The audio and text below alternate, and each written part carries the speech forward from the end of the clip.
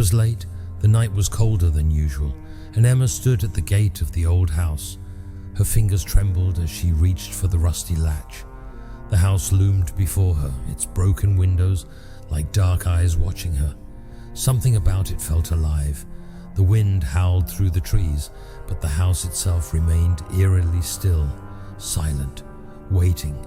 She stepped inside. The door creaked loudly, echoing through the empty halls. The air inside was thick with dust. It smelled of decay and abandonment.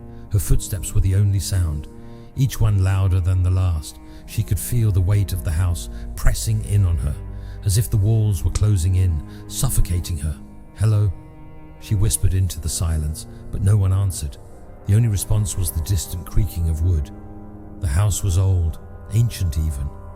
The floorboards groaned under her weight.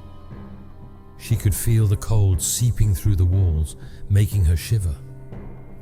Suddenly, a loud bang echoed from upstairs. Her heart skipped a beat. Fear gripped her. She stared at the staircase. "Who's there?" She called out, her voice shaky. The silence returned, more deafening than before. Without thinking, she moved toward the stairs. Her body trembled, each step feeling heavier than the last. The air grew colder as she ascended, her breath visible in the dim light. The hallway stretched endlessly before her, dark, silent. One door at the end was slightly ajar, a faint light flickering inside. She approached it cautiously, her heart racing. She whispered, "Please don't be anything." But her gut told her something was wrong. She pushed the door open. The room was empty, but something was off. The air felt heavier in here, colder. She could hear faint whispers.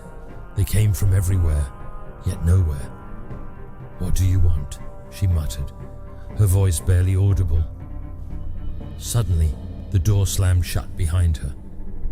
Emma spun around, panic surging through her. The shadows in the room seemed to shift, moving unnaturally. Her breath quickened. Her pulse pounded in her ears.